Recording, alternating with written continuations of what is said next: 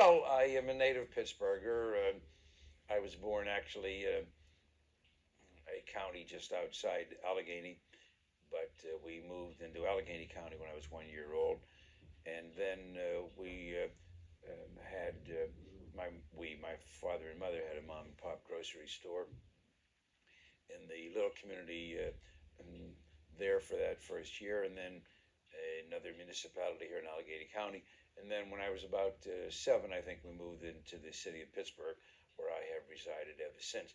A few years away at school, a couple of years in the Air Force, and I went to the public schools here in the University of Pittsburgh undergrad, and then medical school, Buffalo and Pitt, and then internship and residency, part of the residency here in Pittsburgh at the University VA Hospital while I was going to law school at the University of Pittsburgh. Then 2 years in the United States Air Force. They had a compulsory service. I had been deferred through college and med school, and then they finally caught up to me, and I gave them 2 years. It was a great 2 years, actually, and I got some credit for my pathology training because I was at the #1 hospital for the United States Air Force at Montgomery Maxwell Air Force Base Hospital. And I finished law school the next year at the University of Maryland in the evening when I was doing my fellowship in forensic pathology at the Office of the Chief Medical Examiner. So in the summer of '62, I had finished my 4 years of medical school, a year of internship, 5 years of residency training in pathology, and my formal law school training, and got my law degree too then after passing the bar in '62. So I have been here for these 45 years or so, practicing hospital pathology, private pathology laboratory, governmental work for coroners, and as a coroner in Allegheny County, 20 years in toto, 2 separated 10-year stints, and 4 years as the chief forensic pathologist before then. I also do a lot of work as a medical legal consultant. I am consulted by attorneys in civil and criminal cases from all over the United States: medical malpractice, products liability, wrongful death, personal injury, and then homicides, mostly on the criminal side, but sometimes rape, sexual assault, alcohol, drug abuse related cases, and things of that nature. And I've been involved in some very interesting and fascinating cases abroad in Pakistan, Taiwan, Israel, Australia, and Mexico, and Philippines, and Singapore. And I've testified in some of those countries too. And that's been very interesting to see how they work it differently in places as close by as Canada and so on. So it's been a career essentially related to forensic pathology and legal medicine. I've been active in teaching too. I have about 6 or 7 faculty appointments at 3 universities here: University of Pittsburgh, Duquesne University, and Carlow University. And I have done a good amount of writing. I've had the opportunity to now have about 530 articles published, and I'm the editor or co-editor of about 45 books or so. Some of them are multi-volume sets dealing with forensic science, legal medicine, and so on. I also have, I think, about 7 books which I would say are more in the public domain, non-fiction, based on cases in which I've been involved, and then 2 books dealing with the CSI approach, kind of betwixt and between, not designed to be formal educational textbook references for advanced students, but good for students in high school and even college, but just good for people at home interested in CSI type things. So we've got 2 of those books.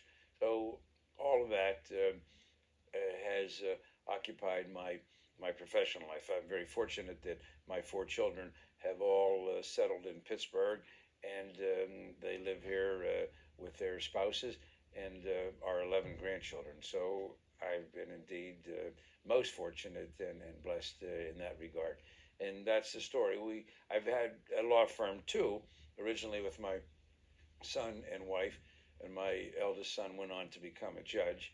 So my wife wasn't too much interested in practicing by herself because my role had been pretty much as a medical legal consultant. So, but we still have the law firm in existence that my wife deals with to some extent.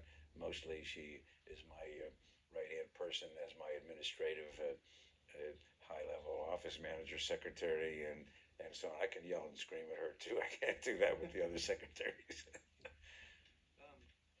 Could you just kind of list all your appointments, your faculty work? Well, I am at this time a distinguished professor of anatomy at Carlow University. At Duquesne University, I am an adjunct professor in the School of Law, and also the same in the Graduate School of Health Sciences, and also in the School of Pharmacology, Toxicology. At the University of Pittsburgh, I'm an adjunct professor in the Department of Pathology in the School of Medicine, and an adjunct professor in the Department of Epidemiology in the Graduate School of Public Health. So those are the, I guess, six.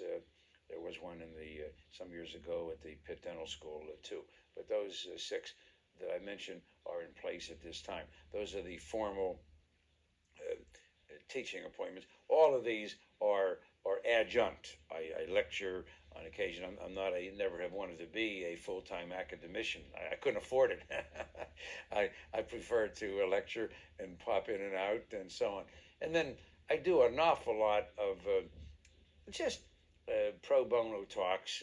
Always have been doing this for the 45 years of my active professional life in Pittsburgh since I returned in '62 upon completion of all of my training. Elementary schools, high schools, colleges, universities, Elks, Moose, Rotary, Lions, clubs, programs of different kinds, and so on. I enjoy those very much. And then, of course, there are professional meetings that I talk to, ranging from medical groups and legal groups and forensic scientific groups and police and detective organizations, regional and state, etc., as well as the national professional organizations of which I am an active fellow. I am a past president of both the American Academy of Forensic Sciences and the American College of Legal Medicine, and those are the two dominant, most prestigious organizations in those two respective fields of forensic science and legal medicine. And I remain active in both, and in fact I'll be giving papers, as I always do, at both of their annual conferences in late February, early March of 2008. So these are the things I do. And then at the international level, I have been very active, somewhat less in recent years. I've just gotten too busy and so on. But I attended a great number, and I was high up in the chain of elected officers in several of the international organizations, and still maintain my contacts with many of them. I've just been invited. Yesterday, a letter came in from India inviting me to be a guest at their national annual forensic science program, and I'm hoping that I'll be able to go there with my wife. You're involved, for many, many years you've been involved in very high-profile cases as well. Can you tell me about some of those? Yes, well, I would say the very first one was the John F. Kennedy assassination. I started that quite unwittingly, with no objective in mind. Just happened quite fortuitously when I was invited by the program chairman of the American Academy of Forensic Sciences to deal with the Warren Commission report, which had come out in October of '64. And the Academy meets in late February of each year. So the program chairman said, hey, this would be a great subject for a plenary session. The Academy consists of all of the subdivisions in forensic science: pathology, entomology, anthropology, psychiatry, engineering, toxicology, criminalistics, jurisprudence, etc. So the sections, they'll have their own meetings, and then there will always be one very big plenary session. The program chairman tries to find a subject that will be of interest to as many of the sections as possible. So the the program chairman asked me to deal with the pathology aspect of the Warren Commission report. I went to the Carnegie Library here in Pittsburgh. They already had the 26 volumes that have been published, and I opened up the books, and to my incredible dismay and horror, found there was no index, no table of contents. 26 volumes with no index. By the way, let me say parenthetically, Sylvia Meagher, Meagher, a wonderful woman who wrote one of the great books, Accessories After the Fact. Anybody who really wants to be a student of the JFK assassination and to understand things from the beginning, that's one of the early great books. There's Mark Lane's Rush to Judgment, Sylvia Meagher's Accessories After the Fact, and Josiah Thompson's 6 Seconds in Dallas. These are the three early great books. There have been others, but those are the three early great ones. So I got into it and prepared and gave my paper then in February, and boy, things just snowballed after that. In terms of formal involvement, the next thing was Life magazine contacted me actually through Josiah Thompson, who at that time was a professor at Haverford, in later years and still today one of the top private criminal investigators. This is a PhD who chucked his academic career to become a top-level intellectual kind of private detective, and he's been involved in many national and international matters, Oklahoma City bombing and things of that nature. So Tink Thompson, whom I did not know, and with whom I have developed a great friendship since that time, invited me to come up with him. He was actually the person who had been consulted by Life magazine. And I went there and had the opportunity to study the Zapruder film. So that was 66. Then I was contacted by District Attorney Jim Garrison of New Orleans and asked to consult in the Clay Shaw trial, which I did, and then testified before federal judge Charles Halleck Jr. in Washington, D.C., I think January of 69, the purpose of which was to make the government give me access to the autopsy materials so that I could testify. And although the judge so ruled, the government said that they would appeal and stall. I think they said till hell froze over. And Garrison, in the meantime, had all of his chips and ducks in place, had to proceed. And I chose painfully, but I think wisely, and to my credit with maturity, then not to testify because I hadn't even seen the autopsy report, let alone the autopsy materials and so on. So how could I go in there, just to express an opinion as a forensic pathologist? It hurt me greatly to deny myself that wonderful opportunity as a young man and so on. But so I did not testify. Then in 72, I was finally given access to all of the autopsy materials. I was the first non-government appointed, non-government sponsored forensic pathologist given access to the JFK autopsy materials at the National Archives. I went there in August of 72. Fred Graham, then a senior reporter with the New York Times, he had intervened prior to that because my request to be given access was being delayed and screwed around with by Burke Marshall. Burke Marshall was the Deputy Attorney General under Bobby Kennedy, and he was made the executor of that ridiculous agreement which the government drafted, saying that Jacqueline Kennedy, as the widow of the deceased president, had possession, control, ownership of everything: clothing, gun, rifle, bullets, x-rays, everything.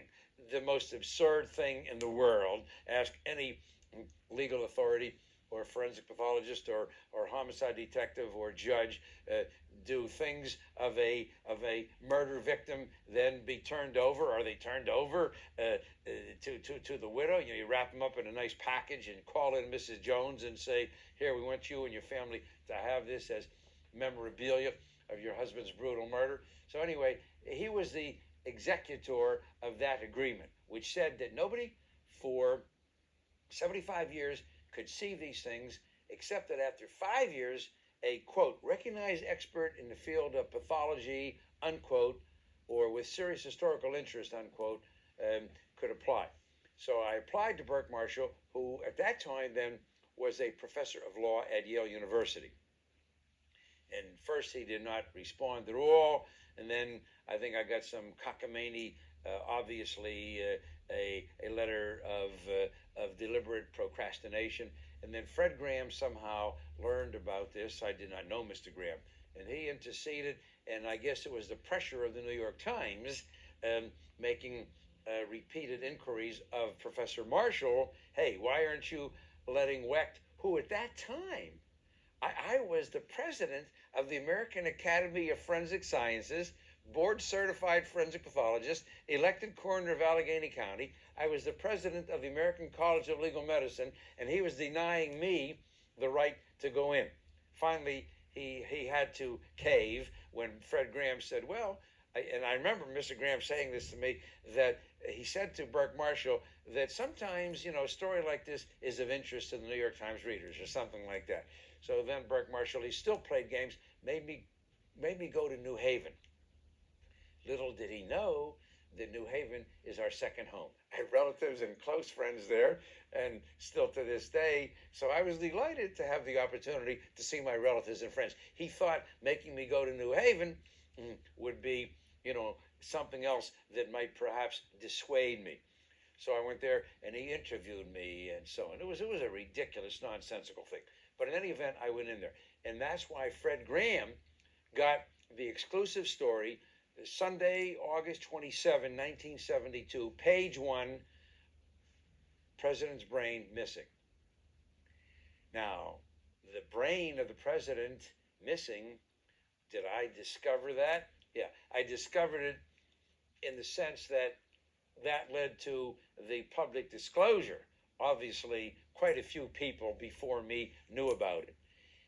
As we sit and talk here today, some 35 years or more later since that disclosure, and obviously 45 years or more since the autopsy, the president's brain is still not accounted for. Now, let me tell you, when you go out and you talk to the Warren Commission people, the sycophants, self-appointed defenders, and government people, and the ones that love to ridicule and engage in stupid, immature, petty, pejorative remarks and commentaries about JFK critic researchers, where we're buffs and we're conspiratorialists and we're just a bunch of nuts and kooks and so on and so forth. If you ask them, the president's brain was buried with the president. You pin them down, you ask them for the documentation from the family or from the government. You just want to see something. Now, the family had a right to take the brain and bury it.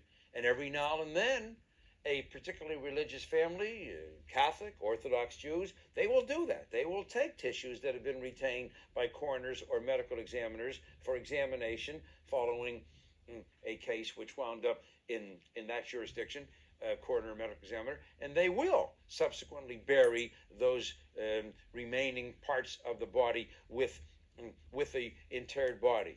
But they've never said this. They've never acknowledged it. No reason why. It would not have been an illegal, unethical, immoral, or highly atypical act at all. They had every right to do that if they were so disposed. But they've never said that. Never. And the government, obviously, if they did it, there would have had to have been just some simple documentation again. They would have had a right to do it. You will not find anything like that. But these people, the Warren Commission people, they just dismiss. Okay. But the Warren Commission people, they just, they'll dismiss this. The fact is that the brain is missing. Now, why would the brain be missing? Why? I'll tell you why. There's only one reason. And that is because examination of the brain, which was never done, would reveal, in my opinion, that the president was struck in the head by 2 shots fired simultaneously. One from the rear and I don't think it was Oswald, but from the rear, and I don't think it was from the sixth floor, the southeast corner window of the Texas School Book Depository where Oswald allegedly was, and the other one from the right front side, which I think was the grassy knoll behind a picket fence. The brain removed at autopsy, November 22nd, 63, was properly placed in formalin. Let me explain that. When you take a fresh brain, especially one that has been traumatized from a bullet wound, and you try to examine it carefully, it will literally kind of like fall apart. The brain is a thick liquid as much as it is a solid, and especially when it has been torn apart in great measure by a traversing missile, then you're not able to conduct the kind of examination that you would like to do in order to determine trajectory and other relevant features. You place it in formalin for about 2 weeks. The brain hardens, and now when you go back, you serially section it in parallel fashion, and you can follow the hemorrhagic tract of the missile or missiles through the brain. And you can have beautiful demonstrative evidence that can be extremely important. They did go back 2 weeks later. Look at the Warren Commission report, and you will see the statement that, quote, this is from the pathologist who did the autopsy, quote, serial sections of the brain are not made in order to preserve the specimen. Preserve it for whom? Display in the Smithsonian Museum, on the mantelpiece of Jacqueline Kennedy's home. Preserve it for whom? Never gotten an answer to that. Now, the brain is next referred to in about April of 65, when Admiral George Berkeley, the White House personal physician, transfers everything in his possession to the National Archives. That was done pursuant to that cockamamie executive order whereby Mrs. Kennedy became the owner of everything. So she never had physical possession. She would have found that abhorrent to even touch the clothing, let alone tissues. She never had physical possession. The purpose of that executive order was so that she could then bestow a gift to the National Archives, a personal gift, with the caveat that nobody could see those things for 75 years. Now, let's say you have a great collection of stamps. I have a great collection of sailing boats made out of toothpicks and glass bottles. And Smithsonian said, boy, I'd love to have that collection. And so you say, I'll give it to you with the provision that on Wednesday afternoons, it is available only to school children. Or my sailing boats, I'll give it to you with the caveat that midshipmen from Annapolis are permitted to come in and study it every Friday morning, something like that. So you can make this caveat, and hers was nobody could see this stuff for 75 years. That was the whole purpose. So in April of 65, Admiral Berkeley makes a memorandum of transfer, and he lists everything. Fine. And that includes the container with a brain. So there it is, April of 65. Guess what?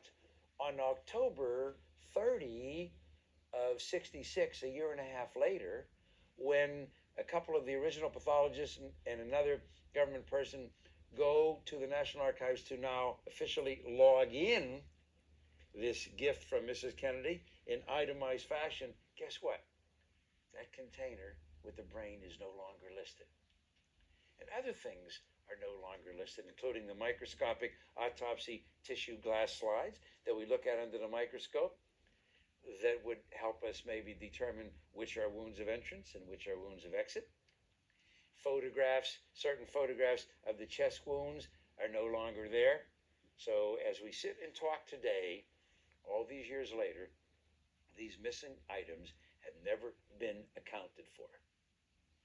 Very important.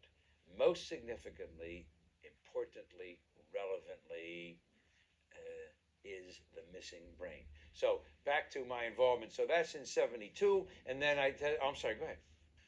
That is an excellent question. What would a court of law say in the Jones murder case. Mr. Jones being you, me, or our next door neighbor, and not a president. Okay, I will tell you that it is very likely that if that were key evidence, the legal doctrine that becomes applicable is known as spoliation of evidence, from the word spoil, but it's spoliation of evidence. That shifts the burden over to the party that was in control of the evidence. And in a murder case, you see, the burden becomes that much heavier for them. A good judge would say, in a case like this, where you're dealing with head wounds, and your defense is, I wasn't there, I didn't fire it, couldn't have been that trajectory, or so on.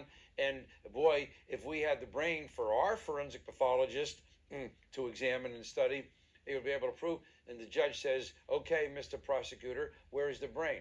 Well, Your Honor, we don't have it. We destroyed it. We inadvertently lost it, or so on. A good, decent, strong judge, in my opinion, would throw the case out. At the very least, the judge would give instructions to the jury saying, ladies and gentlemen, blah, blah, blah, blah, blah, blah. And keep in mind that, as has been acknowledged in this courtroom, that the prosecution did not have the evidence which the defense has stated and has provided testimony to buttress that contention would have been extremely important and relevant to their case. This is something, ladies and gentlemen of the jury, that you are permitted to take into consideration and keep in mind as you deliberate and arrive at your verdict. That's what would have been done. And isn't it amazing how the Posners and Bugliosis of the Warren Commission report, A World of Sycophancy, just adroitly and with great agility intellectually ignore that. Isn't that absolutely fascinating? But that should not be ignored. This is incomprehensible. It defies a credible explanation and is simply unacceptable in a country like ours. And yet this is what happened with this, the most important murder ever to occur in America. Because while all murders are horrible, and murders of important people done for political reasons, example, Lincoln and Garfield and McKinley and so on, we knew who did those murders and so on. So here you've got the murder of a president. We don't know really who did it. There never was a trial. All of these questions remain unanswered and so on. And it is terrible. And it really is so intellectually abominable, so emotionally disturbing, that people who should know better, people of intelligence and education, like Posner and Bugliosi, they are educated, intelligent people, that they go out of their way to try to construct and reconstruct and shall I say, rejuvenate and refortify the defenses that were built around the Warren Commission report ab initio from the very beginning. The New York Times and all of the major news media, they bought into it before there was a chance for anybody to scrutinize, to criticize, to dissect. You see, this is interesting. Think about this. You would not have this in a perfunctory murder case in America today from the more responsible news media people, and that's what hurts. These are the top news media people. Certainly, I get my New York Times every day, so I'm not here to be critical of the New York Times as America's leading newspaper. What I'm saying is they would not do this in the Jones case in New York City or the Smith case in Pittsburgh or so on, if for some reason it was a case that they were dealing with. But in this case, the New York Times rushed to judgment. That marvelous title that Mark Lane took for his book. There's no better way, a rush to judgment. And they rushed to judgment. They published their own book. They bought into it early on, as did Time and Newsweek, you name it.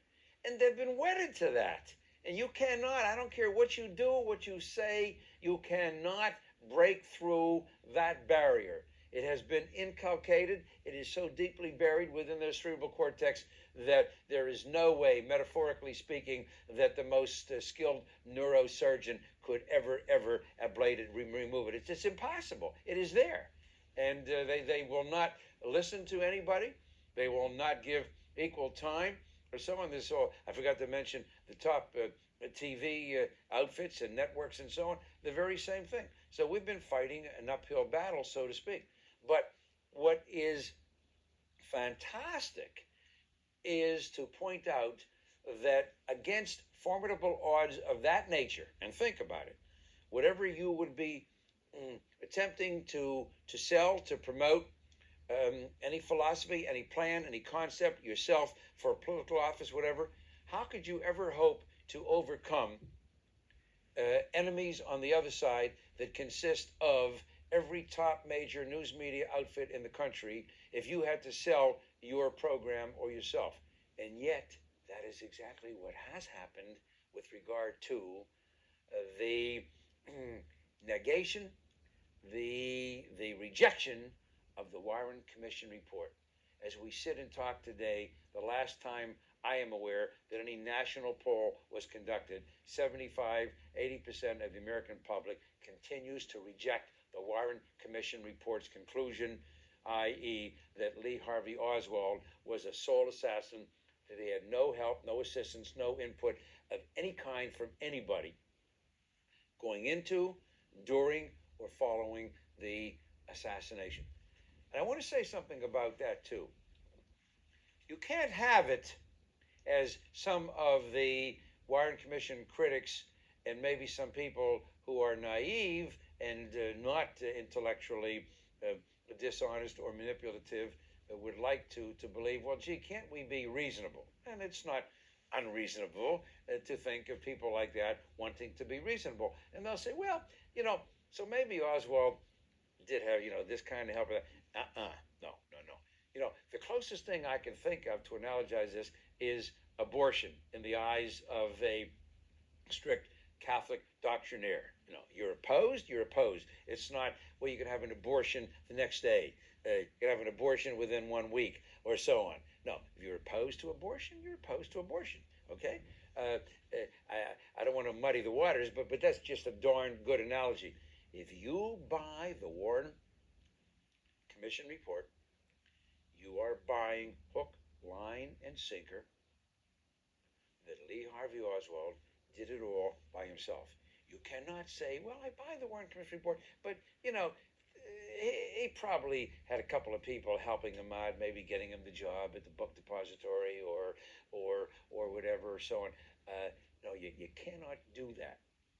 So if you approach that in pure, unadulterated fashion as a polling question to a group of Americans, do you believe that Lee Harvey Oswald planned, executed the assassination of John F. Kennedy, and nobody in the world, his wife, his best friend, nobody in the world, politically on the right, politically on the left, nobody knew anything about it at all? Do you believe that, sir? Do you accept that matter? And I will make you a wager right now, and I'll give you 5 to 10 to 1 odds that at least 75% of Americans will say no. When you get a somewhat lower figure, and I don't even know if there have been any lower figures, it'll be because the question is posed in a way that permits somebody to think in their minds, well, maybe, we know Oswald did it, but he probably had a little bit of help or so on. That's not the answer. So the point I'm making is, and I guess the best way to summarize that and state it succinctly, I think it was P.T. Barnum who said, you can fool some of the people some of the time, but not all of the people all the time. I hope I have the right person who made that quote. I have the right quote, I know, in any event, whoever it was that said it.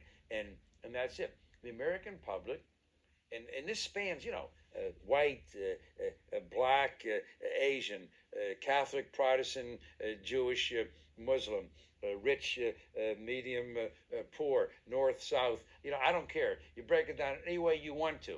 And while there might be some differences of a few percentage points among any particular group, across the board, it has been 75 to as high as 85% of the American public now, going back 45 years, has rejected the Warren Commission report. And that is in the face of these repeated television programs, Dan Rather's programs, which he sucked me into many, many years ago, 2 and 3 times, recent programs, ABC, NBC, CBS, and then all of the continuing efforts by the major news media when they come up with anniversary special programs and presentations, etc.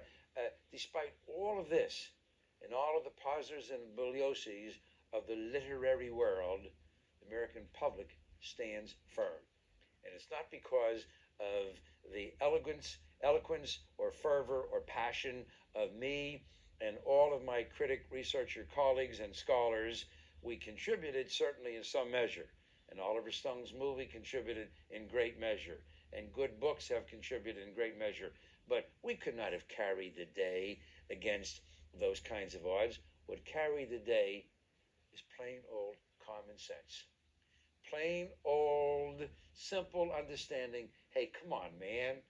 This guy Oswald, what took place, what transpired, what had to be done, don't sell me that. I'm not going to buy it. That's what has carried the day. We've simply fortified, strengthened, and provided some of the factual bulwarking to make that rejection more meaningful and more intellectually acceptable and defensible. Sums it up perfectly. Getting back to your... Want to get back to my involvement? You don't have to if you don't want to. No, I do. Okay. All right. Then after my review of the autopsy materials and my interview with Fred Graham, the next step was being asked if I would testify before the Rockefeller Commission. And I testified before the Rockefeller Commission, and then the next thing in my life, vis-a-vis JFK assassination, was to be asked to be a member, one of 9, on the forensic pathology panel of the House Select Committee on Assassinations. In '77, the House of Representatives, largely because of the instigation, thank God, of the African-American congressman wanting to look into the assassination of Dr. Martin Luther King, got through a resolution establishing this select committee to reinvestigate the assassinations of President Kennedy and Reverend King. So various panels then were established by that committee: pathology, radiology, criminalistics, etc. And I was one of the 9. I testified then in '78 before the committee sitting en banc, and I gave my singular minority report. My 8 colleagues, they had criticisms all over the place. In fact, they were more harsh in their criticisms of the original pathologist than I, because they had a bigger burden to deal with in their minds and in their guts and in their hearts. They knew that this was absurd, but for a variety of reasons, which I can only speculate upon and so on, and that's not relevant to our discussion today. They criticized, they dissected, they admonished, they chastised, but they came to the conclusion, nevertheless, somehow they got it right. Somehow they got it right. So I testified before the committee, and I gave my reasons why I thought it was ridiculous, and so on. And by the way, something that many people don't know, in which the Warren Commission sycophants and defenders, of course, will stay away from as much as they can. That House committee, our United States Congress, comprised of Democrats and Republicans, came to the official conclusion that the Warren Commission was wrong and that there was a conspiracy involved in the assassination of President Kennedy. That was the official finding. Keep that in mind. So now we go back 30 years about, and still nothing was ever followed through upon it.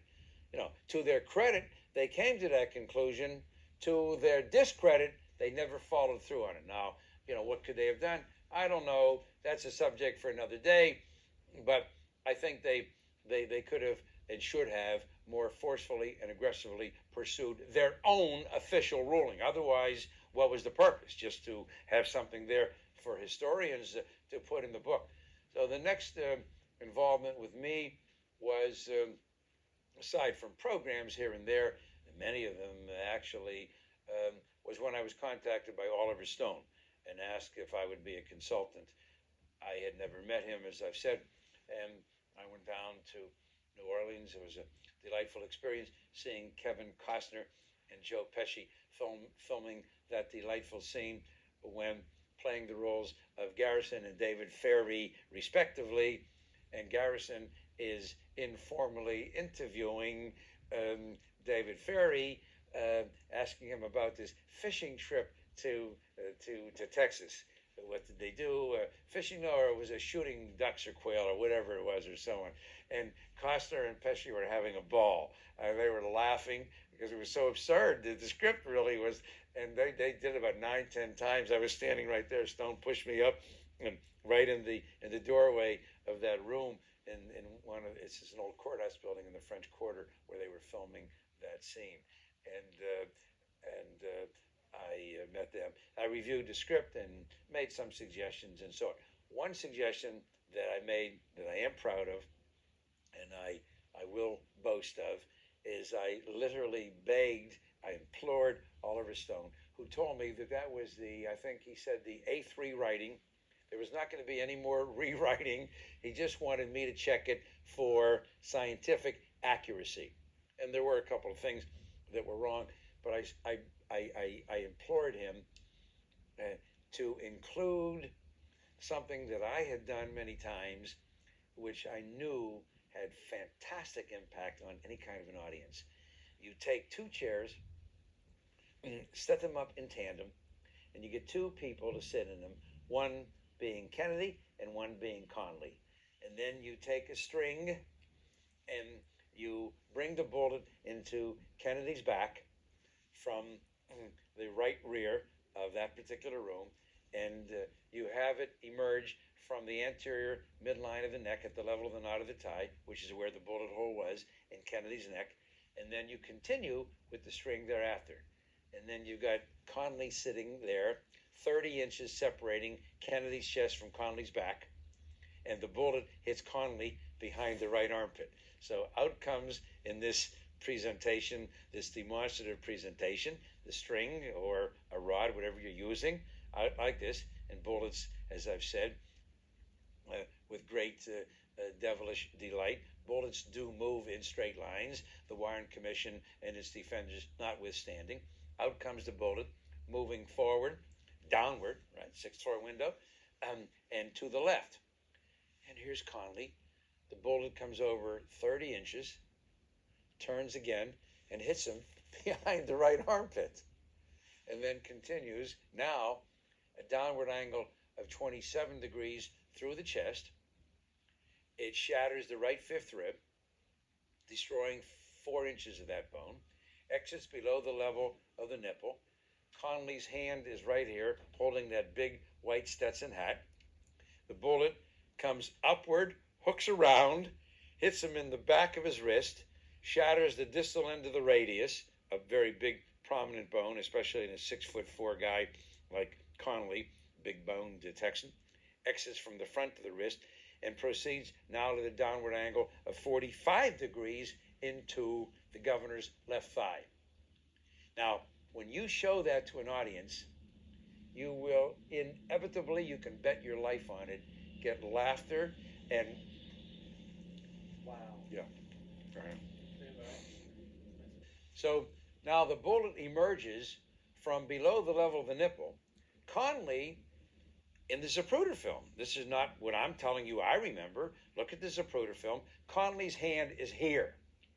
The bullet is moving downward 27 degrees. Comes out below the level of the nipple. The hand is above that level. The bullet then has to swoop upward, turn around, hook into the back of the right wrist, shatters the distal end of the radius, one of the two bones coming down from the elbow. And at that point where it joins the wrist, it widens and thickens. It's a very big bone, one of the largest bones in the human body, especially in a 6'4" guy like Conley. Exits from the front of the right wrist and now proceeds downward at an angle of 45 degrees into his left thigh. And the bullet that was found by Darrell Tomlinson on the afternoon of Friday, November 22nd, 1963, at Parkland Hospital, he being a kind of a maintenance man, while trying to get to the men's room, finding the corridors blocked by the emergency room by stretchers, bent down, moved the stretchers, and lo and behold, there was a bullet. Nobody had seen this bullet before. Thank God Mr. Tomlinson had to urinate. Otherwise, who knows what? Well, I know what. The bullet would have been planted somewhere else. Not to worry. It was meant to be discovered. So here's a 6.5 millimeter copper jacketed lead core piece of military ammunition, 1.25 inches in length, 1/4 inch in diameter, essentially pristine. Now, that bullet, as of that evening, was a bullet which the pathologist doing the autopsy on Kennedy at Bethesda Naval Center back outside Washington, D.C. on Friday evening, November 22nd, 63, that bullet, they said, came from Kennedy's back. They said that when the president lay on the stretcher, supine, and the doctors applied pressure to the front of his chest for cardiac massage, they forced the bullet back through the channel which it had created when it entered the back, out through the same small hole in the back. Why did they conclude that? Because they had a bullet hole in the back and they had no bullet. They probed with their fingers, so they knew that the pathway was at least that long. Then with instruments, felt nothing, took x-rays, saw nothing, did the autopsy, removed and examined the lungs, found nothing. My God. And we came to learn later on, much later, there were about 36 or more people in the autopsy room that evening, including 4-star admirals and generals in the autopsy room. Now, you are a career military guy doing an autopsy on the President of the United States. You've got 4-star admirals and generals there. You've got a bullet hole, and you don't have a bullet. You think you would be sweating? You think you might be staining your underwear? Well, guess what? Information came in from the FBI in Dallas to FBI in D.C. that this bullet had been found by Tomlinson in the fashion that I described. Aha, said the pathologist. That explains and solves our dilemma. That the bullet that went into the back was forced out in that fashion. Well, just think, bullets do not move like an automobile, putting we were going to a tunnel, and now you got to go into reverse because the tunnel's been blocked, and you just go back out in a straight line. It doesn't happen that way. But that was their conclusion. It wasn't until the next day when the pathologist called the surgeons in Dallas who had worked on Kennedy at the hospital when they learned of a bullet hole in the front of the neck. Because the pathologist the night before had missed that as a bullet hole. Oh, they saw a hole. Of course they did. But as far as they were concerned, they were seeing a tracheostomy. A classical, routine surgical incision into the trachea that is done when someone has sustained massive head injury, whether it be from a stroke or from trauma, and the brain doesn't do its job, doesn't control heart and lungs, which it must. Just think as we sit and talk. Are you telling your brain to beat? Are you telling your lungs to respire? The brain is doing it for you. So when the brain can't do it for you, no matter how successful you may be in taking care of injuries and disease processes, if you don't take over what the heart and lungs are supposed to do, you can lose the patient. So you take over in many ways. And one of the essential critical ways is you make an incision into the air pipe called a tracheostomy. You suction out the mucus plugs and you take out carbon dioxide. and you feed in oxygen, and you try to keep the lungs and the heart going. So the surgeons at Dallas, upon learning that the bullet had ripped through the trachea, wisely said, hey, we've got our tracheostomy incision. We're not going to repair that and make another incision. But the skin hole was too small to have the attachment from that lung heart machine affixed. So they had to expand it. And thereby, and I don't attribute anything of a malevolent, devious nature to this, they just had to expand it for that purpose. These guys who did the autopsy, never having done a medical legal autopsy, by the way, in their entire careers. Let me insert that parenthetically. I want to repeat that for emphasis for this listening, viewing audience and for all of posterity. The President of the United States of America in the year 1963, dead as a result of multiple gunshot wounds. Governor of Texas, seriously injured with multiple gunshot wounds. Determinations to be made as to the number of shots, angle, trajectory, sequence, correlation of Kennedy's wounds to Connally's wounds. All of those very important, highly complex, technical determinations to be made. We're going to call in pathologists who have never done a single gunshot wound autopsy in their entire careers. Humes and Boswell, the naval career pathologist. Now, Pierre Fink, an Army man, came over late. He was called in. He arrived late. He was not given any authority. Anytime he would ask a question or make a suggestion, he was told, Doctor, you just proceed, from some gruff voice in the audience. Who knows which of the admirals or generals was saying that. And Fink, while a forensic pathologist, so characterized at the Armed Forces Institute of Pathology, an Army man in this naval setting, he had dealt with gunshot wounds from Vietnam. He was not a civilian forensic pathologist. His experience with non-military type weapons of sophisticated nature was limited too. So I just want to make that point. Now back to this situation between Parkland and Bethesda. So